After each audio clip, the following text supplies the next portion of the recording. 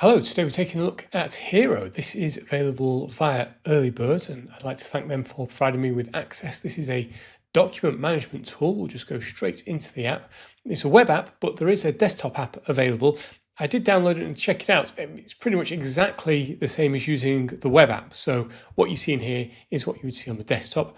When you first load up, it looks like there's not really much to it, but actually it's going to take me a while to get the hang of this because there's a lot of really cool stuff in here. So when you land, you've got this nice little setup. Now, personally, I found the text a little bit small to start with, but if you go over to Appearance, you can bump up the size. So you don't have to zoom in, you can simply bump it up via the Appearance tab. And then when we go into it, it should then have large text. Now we can see we've got a load of demo projects available to us, sales and marketing, finance, and handily, the user guide is also in here. So if you go into the user guide, this will really help explain what you can do with this. So you've got the introduction. I'm not going to go through it, but you can see now the text size is certainly easier for me. We've got the introduction. It then explains about projects and workspaces. You've got different sections. You've got different shortcuts. And importantly, the thing that you'll be using a lot of is the different blocks. So we've got lots of different blocks types that you can go through. So we've got these section blocks, and these are collapsible.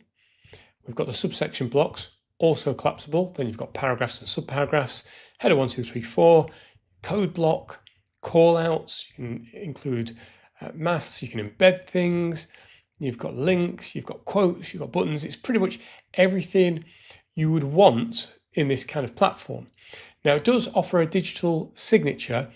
I'm not sure if that's really ready to use yet for things like contracts, as when I've tested it, although you can do a digital signature, you can still edit the document. And so really the document should become locked once signed.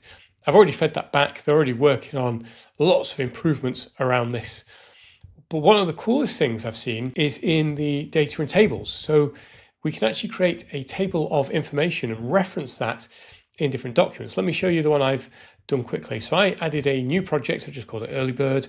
We go in, we've got projects update. So when we go in, we've got projects. This is the Hero project, the owner's me, the due date, and it's in progress. But if I wanted to change that to one of the other projects, I can go bookmarkify, it's me, and it's done. So how cool is that? So you can update an entire document very quickly. So if I wanted to, I could have this as a general blah, blah, contract, for example, or some sort of generic document. I could come in here, I could clone it, duplicate it, and then on the new one, I could go in and go, right, boom, there we go. There's the new information, and it would cascade. See, I've changed that one and it cascades down. Now, one of the drawbacks of everything being linked, and maybe this is just me just not knowing how to use the system yet, is if I then wanted to add a new project, so I'm going to link it to the project tracker name. You see it says Hero. If I wanted that to be bookmarkify, you can see it updates the other information. And I assume that's because it's supposed to link a single set of information to one document. And so you clone it and reuse it that way. If you want to add a new deal, we just say add instance, and that takes us to the table. You can also reach the table. There's a little button down here. That's the document. That's the table. And we just go in here and we just say, and the status, I've got these drop downs. You can add your own. So I've got in progress drop down, let's say not started. We'll create that. And we can also then change the coloring of that, let's say red, because it's not started yet.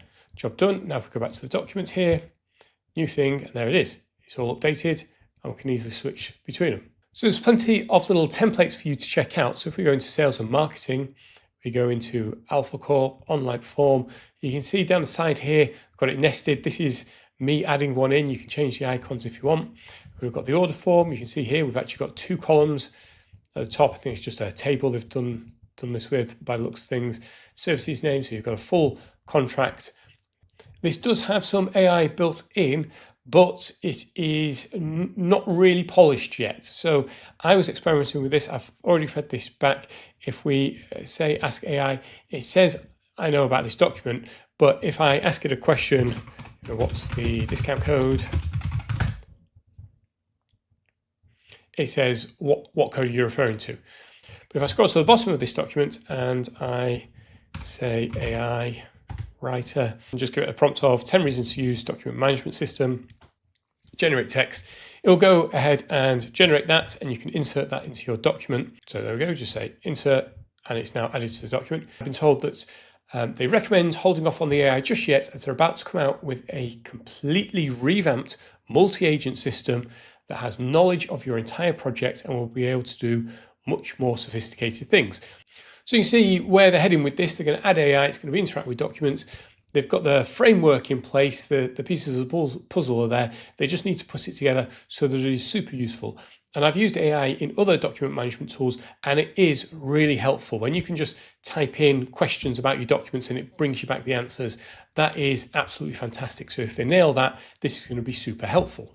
So you see this is an alternative to Notion, Google Docs, Coda, Confluence, and I'll put an affiliate link down below. If you click on that and use the code EarlyBird, you'll get 10% off. Now, as we go down, you can see we've got the dynamic variables. I've done that already. I've shown you that. We've got the electronic signatures, preview, cross-referencing, autocomplete, hotkeys, smart sections, built-in AI helper, which we just covered, task managers, team collaboration. There's lots of different things that this can do, and I'm only just scratching the surface. Now, a good document management system should have version control, and this does. So it also saves as you go along, but you can actually create a specific version. That's different to auto-saving. So let's say you're working on terms and conditions. You finish your terms and conditions, they're version 1, they're dated, they're accepted. You want to create that version. So that's version 1. Great, done. 6 months go by. We need to add some new terms, and we want to delete some terms like so. That's now ready to become version 2. Version 2. So we've now got version 1, version 2, and if we click on, that's the current, if we click version 1, we can go back and we can see what has been changed on the previous version. So 4 changes, that one, that one, that one, that one. And then if we go back to current, it shows you the current. It's really important to have that kind of control and version control when you are managing your documents.